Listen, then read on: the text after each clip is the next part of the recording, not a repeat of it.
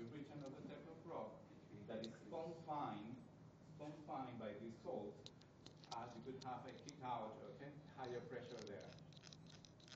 So that's another type of challenge that we can have, okay? Abnormal pressure. You're going to be studying in geology the different areas, the different geological times, and how it is affected, and you could have different characteristics of a Miocene, where what geological time the oil was produced and migrated, okay? So you're going to study that more in detail. For the drilling point of view, we are just interested in this abnormal pressure, okay? And it comes from a particular geology situation there. But you're going to study that. So we were talking about, and there's going to be a few more minutes, and we were talking about the nature of the sedimentary rock, that are the rocks that has this hydrocarbon storage. And this is a type of sandstone. This is a cross-section of one of those blocks, okay, that were taken from the core sample, remember. So it's a cross-section, and it's seen in the microscope, in the electronic microscope. Here you can see different grains, and the lighter ones are carbonate. So you can see this sandstone, and you got some carbonate there, carbonate material that migrated through that porous medium. And the dark area corresponds to the pore space, okay? And that pore space is where the hydrocarbon is going to be contained.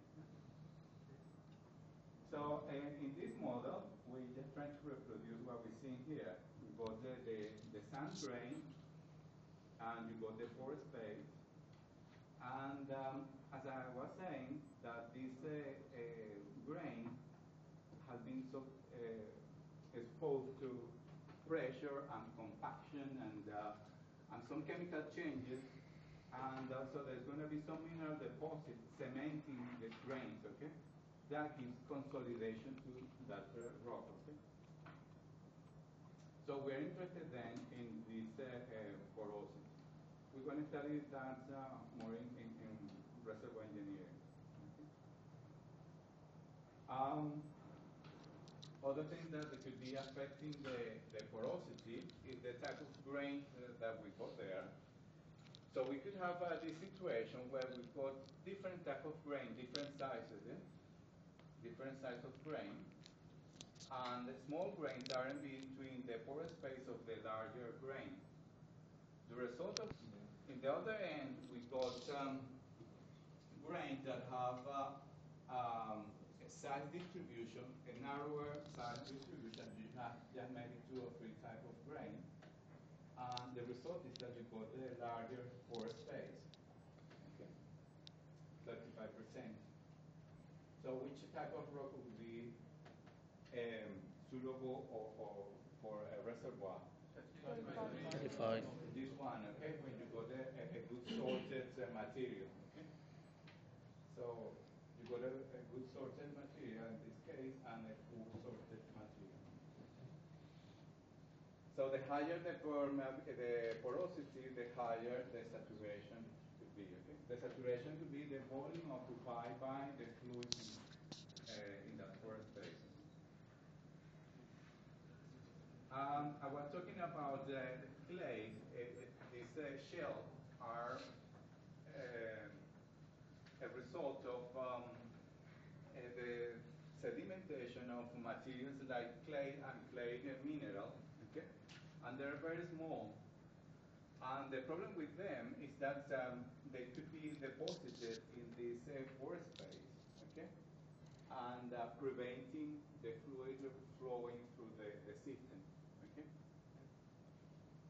So we're going to discuss a little bit further about the effect of the clay in these rocks. The saturation. This is a typical array for an experiment where you got a block of the core sample, and you are flooding that core sample with some fluid, okay? And that is the type of cell you use, and you measure the changes in pressure as you make the fluid flow through that rock. It's just an experiment to try to reproduce what's happening when the fluid has been produced in the subsurface, okay? So you try to reproduce pressure and temperature from the reservoir in the lab. And so we're going to be discussing that further in reservoir engineering. But just to bring the point that when we are extracting sample of the rock, this is the type of analysis we would do in order to estimate what is the permeability of that rock. How easy is to produce those fluids with that rock? And finally, one of the things we're interested in estimating is to reduce that uncertainty, as we've been discussing, of what are the layers that have the oil present, okay? Because we noticed in that core sample that there were some layers that didn't have any hydrocarbon, but just a few. So we are interested in estimating what is the proportion of the whole volume that contains the oil. That is what is called the net to gross ratio. Okay? So what is the thickness of the producing layer compared with the total of the thickness of the reservoir? In that case, the proportion is about 75%. And the point of that is that we are interested in estimating what is the volume of oil present.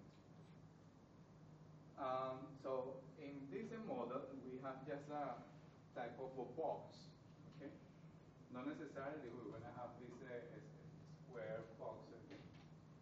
But having a reservoir like this, we said that the amount of oil that is present there